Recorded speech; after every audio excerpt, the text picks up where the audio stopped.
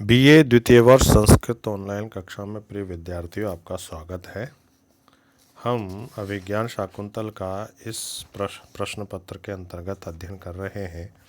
अभिज्ञान शाकुंतल का चतुर्थ अंक चल रहा है और चतुर्थ अंक बहुत इम्पोर्टेंट है। इसमें 1 या 2 श्लोक प्रतिवर्ष निश्चित रूप से आते हैं। तो प्रिय विद्यार्थियों, हम कल पढ़ाए हैं कि शकुंतला जो है अपने पति के घर जाने को के लिए तैयार है और महर्षि कण्व भी वहाँ पर मौजूद है। और काश्यप ने यह कहा कि भाई देखो, जो शकुंतला आप लोगों को जल पिलाए बिना स्वयं जल नहीं पीती थी और स्वयं जो है आभूषण प्रिय होने पर भी आपके प्रति स्नेह होने के कारण वह कभी भी पत्ते नहीं तोड़ा करती थी आपके, और जिनके पुष्प खिलने वाले होते थे उससे जिसको सबसे बड़ा आनंद होता है, वही शकुंतला आज अपने पति के घर जा रही है। इसलिए हे वन के वृक्षों, हे देवताओं, आपके द्वारा शकुंतला को उसके पति के घर जाने की अनुमति दे दी जानी चाहिए। तभी क्या होता है कि पेड़ पर बैठी हुई एक कोयल जो है कुहू कुहू की आवाज़ करती है और उससे यह माना जाता है कि उस कोकिल की आवाज़ से काश्यप के द्वारा कही गई बात के द्वारा मानव शकुंतला को उसके पति घर जाने की आज्ञा प्रदान कर दी गई है। कोकिल रवम सूचयित्वा कहा अनुमत गमना शकुंतला तरुभिरियम वनवास बंधुभि परभृत विरुतम कलम यथा प्रतिवचनी कृतम एभिरीदृशम। कहते हैं कि यह शकुंतला जो है वनवास बंधुभि अर्थात अनुमत गमना, इयम मानी यह शकुंतला वनवास बंधुभि यानी तपोवन में निवास के बंधु बांधव ऐसे जो लोग हैं उनके तरुभिमानी पेड़ों के द्वारा अनुमत गमना जाने की, गमन करने की आज्ञा, यथा जैसे कलम ये आवाज़, परभृतम मानी कोयल की, विरुतम जो आवाज़ है वो है कोयल की ध्वनि से, यह ईदृशम प्रतिवचनीकृतम यानी उसका प्रत्युत्तर दे दिया गया है। यानी उन्होंने अस्पष्ट मधुर कोयल की ध्वनि को उन्होंने इस प्रकार अपना प्रत्युत्तर बनाया है, अर्थात उन्होंने आज्ञा दे दी है। जब काश्यप मुनि तपोवन के वृक्षों से शकुंतला के प्रस्थान की अनुमति मांग रहे थे, उसी समय शारंगरव वृक्षस्थ कोयल ध्वनि श्रवण का अभिनय करके कहता है कि तपोवन के सहवासी बंधु तुल्य इन वृक्षों ने शकुंतला को पतिगृह जाने की अनुमति प्रदान कर दी है, क्योंकि इन्होंने मधुर कोयल ध्वनि को अपने प्रत्युत्तर के रूप में प्रस्तुत किया है। अर्थात शारंगरव काश्यप मुनि से कहता है कि आप जैसा चाहते थे वैसा ही हुआ है। वृक्ष स्वयं तो नहीं बोल सकते थे, किंतु उन्होंने अपनी डालियों पर बैठे हुए कोयल की ध्वनि से ही आपको उत्तर देते हुए शकुंतला को जाने की अनुमति दे दी है। तो प्रिय विद्यार्थियों, प्रस्तुत पद्य में कोकिल ध्वनि पर प्रतिवचनत्व का आरोप कर उसे प्रकृत शकुंतलागमन में उपयोगी बनाया गया है, अतः परिणाम अलंकार है। इस प्रकार से इसमें जो है प्रसाद गुण वेदर्भी रीति तथा अपरवक्त्र नामक छंद है, जिसका लक्षण आयुजी न नरलाह गुरु समय तद परवक्त्रमिदम नजौ जरौ। अर्थात जिस छंद के विषम प्रथम तृतीय चरणों में क्रमशः 2 नगण 1 रगण तथा अंत में ल और गुरु वर्णों के क्रम से 11 वर्ण तथा सम चरणों में क्रमशः नगण जगण जगण और रगण के क्रम से 12 वर्ण होते हैं, वह अपरवक्त्र नामक विषम छंद होता है। तो प्रिय विद्यार्थियों, इस श्लोक में जो है एक ये बात बताई गई है कि मानव और पशु में भी यानी पक्षियों में भी मानव स्वभाव को प्रदर्शित किया गया है। आगे कहा गया रम्यांतरः कमलिनी हरितै छाया द्रुमहि नियमित अर्क मयूख तापा भूयात कुशेशे रजो मृदुरेणुरस्या शांतानुकूलश्च पवनश्च शिवश्च पंथा। यहाँ पर जो है जब उनके द्वारा पक्षियों के द्वारा अनुमति दे दी गई है, तब वह रम्यांतरः ये श्लोक जो है वहाँ पर उपस्थित होता है।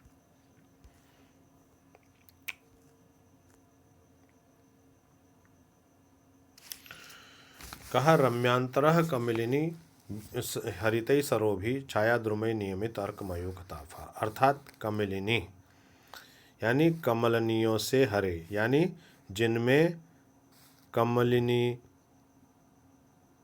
लगी हुई है, ऐसे तालाबों में, सरोभी तालाबों से रम्यांतरः यानी रमणीक मध्य भाग वाला ऐसा तालाब, यानी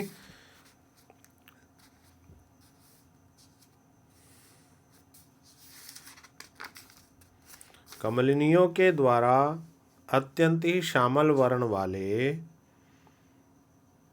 सरोभी रम्यांतरः सरोवरों से जिसका मध्य भाग रम्यांतरः माने अंतर रमणीक हो गया है, और छाया द्रुमय नियमित अर्कमयूखताप और छाया वाले वृक्षों के द्वारा जिसमें सूर्य की नियमित मानी नियमित कर दी गई है या रोक दी गई है, अर्क मानी सूर्य की, मयूख मयूख मानी किरणों को, तो किरणों का ताप जिस रोक दिया गया है, तापह नियमित अर्क मयूख ताप रोक दिया गया है सूर्य का किरणों का ताप, ऐसा अस्याह इस शकुंतला के पंथा मानी मार्ग को, इस शकुंतला का जो पति गृह गमन का जो मार्ग है वो मार्ग कैसा हो, कुशेशय रजो मृदु रेणु रस्या यानी कमलों के पराग के समान कोमल धूलि वाला, रजो मृदु रेणु रेणु मानी धूलि, और रास्ता कैसा हो, शांत अनुकूलः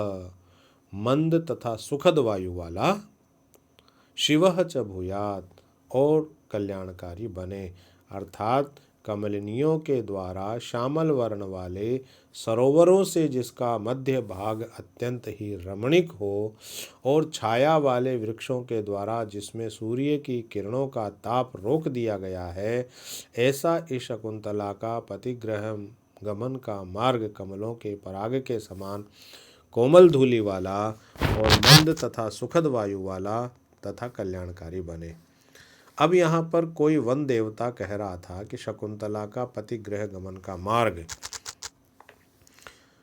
कैसा हो, जो कि कमलिनियों से हरित सरोवरों से मनोहर मध्य भाग वाला हो तथा जिसमें छाया प्रधान वृक्षों के द्वारा सूर्य की किरणों का ताप रोक दिया गया है, कमल पराग के समान कोमल धूलि वाला तथा मंद एवं सुखद वायु वाला एवं कल्याणकारी बने, अर्थात उसका मार्ग कमल विकसित सरोवरों से मनोहर एवं मार्ग के दोनों ओर खड़े छाया प्रधान वट आदि वृक्षों द्वारा सूर्य ताप से रहित हो, उसके मार्ग की धूलि कमल पराग के समान कोमल हो और जिसमें मंद एवं सुखद वायु बह रही हो, इस प्रकार का उसका मार्ग मंगलमय होना चाहिए। तो प्रिय विद्यार्थियों, ये यहाँ पर कहने का तात्पर्य है कि वह जा रही है, कहीं रास्ते में आंधी की तरह हवा न चले, शांत वायु रहे। जब वायु विपरीत चलती है तो चलना कठिन हो जाता है। अनुकूल वायु में तेजी से अपने गंतव्य में पहुंचा जा सकता है, और शकुंतला जिस मार्ग से गुजरे वहां वायु शीतल मंद अनुकूल बहे, उसकी यात्रा कल्याणकारी होवे, ऐसा इस श्लोक में बताया गया है। तो इसमें प्रस्तुत पद्य में मार्ग और वायु दोनों प्रकृतों का शिव के साथ संबंध होने से तुल्य योगिता अलंकार है। और भी वसंत तिल का छंद है, जिसका हम पहले बता चुके, गेया वसंत तिल का तबझा जगऊगह, ये उसका जो है छंद है। अब यहाँ पर बहुत महत्वपूर्ण बात यह है कि प्रस्तुत प्रसंग में यह द्वितीय अर्थ ही अधिक उपयुक्त है, क्योंकि अभिप्राय यहाँ यह है कि संपूर्ण मार्ग में कमलों से युक्त सरोवर मिले और वायु के द्वारा उड़ाया गया कमलों का पराग मार्ग की धूलि के ऊपर बिछा हुआ हो, जिससे धूलि कोमल हो जाए। प्रथम प्रकार के समाज से उतना ही अर्थ निकलता है, और उसके मार्ग की धूलि कमल परागवत हो। शांत अनुकूलश्च पवनश्च प्रदा। तो यहाँ पर प्रस्तुत श्लोक में चतुर्थांक के सर्वश्रेष्ठ 4 श्लोकों में से एक है, ये ध्यान देने योग्य है। प्रस्तुत श्लोक चतुर्थ अंक के सर्वश्रेष्ठ 4 श्लोकों में से एक है, इसलिए ये बहुत ही इम्पोर्टेंट है। इसमें न केवल पार्थिव चेतन ने ही मंगल कामना की है, अपितु इस संबंध में आकाशचारी देवता भी मंगल कामना करते हैं। तो यहाँ पर यह श्लोक जो है एकदम से आकाश में जो है कहा जा रहा है, आकाश से यह आवाज़ आ रही है, किसी देवता के द्वारा ये बात कही जा रही है। तो यहाँ पर आकाश का मतलब क्या हुआ कि पार्थिव चेतना अचेतनात्मक जीवों ने ही उसके लिए सहानुभूति दिखलाई थी, पर अब देव गण भी आकाशवाणी के द्वारा उसके लिए शुभकामना कर रहे थे। यात्रा के समय ऐसी आकाशवाणी को होना शुभ सूचक माना जाता है। और नाट्यशास्त्र में इस प्रकार के आकाशे का लक्षण है दूरस्था आभाषणम यत्स्या दश निरूपण आदि आदि। तो यहाँ पर यद्यपि शकुंतला का भावी जीवन पथ दुर्गम एवं कंटकाकीर्ण है, जिसकी भी ध्वनि वायु के धूसर होने से मिल जाती, तथापि अखिल ब्रह्मांड की यह मंगल कामना उसके लिए अंत में कल्याणकारी होगी, ऐसा इस श्लोक में बताया गया है। और ये बहुत ही इम्पोर्टेंट श्लोक है प्रिय विद्यार्थियों, आप लोगों को इसको देखना चाहिए।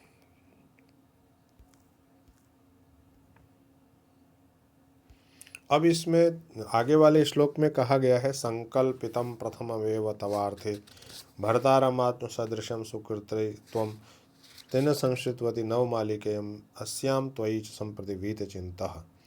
यहाँ पर शकुंतला को कण्व ऋषि कहते हैं कि हे शकुंतला, मया मानी मुझ काश्यप के द्वारा तवार्थे तुम्हारे लिए प्रथमम एव पहले ही संकल्पितम मैंने ये संकल्प किया था कि आत्म सदृशम मानी तुम्हारे अपने अनुरूप भर्तारम उस पति को तुमने सुकृत ही अपने पुण्यों से गता प्राप्त हो गई हो। यानी मैंने भी इसी प्रकार के वर के लिए संकल्प किया था और तुमने भी उसे प्राप्त कर लिया है।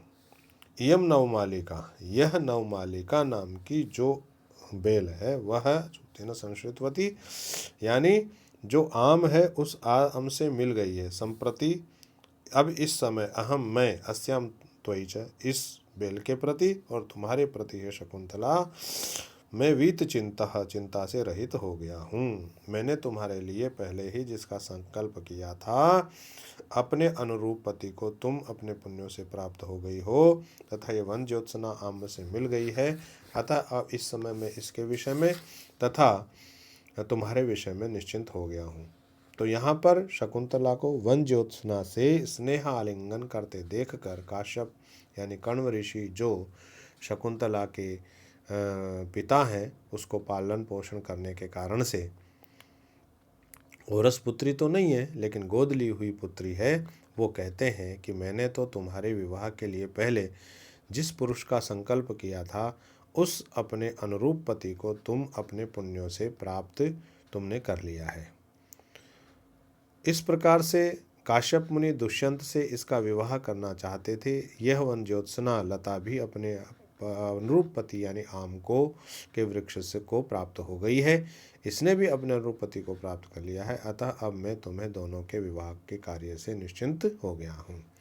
तो प्रिय विद्यार्थियों, प्रस्तुत पद्य में आम्र यानी आम और नवमालिका नाम की जो बेल है वो नायक और नायिका का आरोप होने से इसमें समासोक्ति अलंकार है। शकुंतला और वन ज्योत्सना दोनों प्रस्तुतों का वीत चिंता से संबंध होने से तुल्य योग्यता अलंकार भी है। इसमें वसंत तिल का छंद है। तो प्रिय विद्यार्थियों, आज की कक्षा में केवल इतना ही। कल हम आगे की कक्षा में अध्ययन करेंगे। धन्यवाद।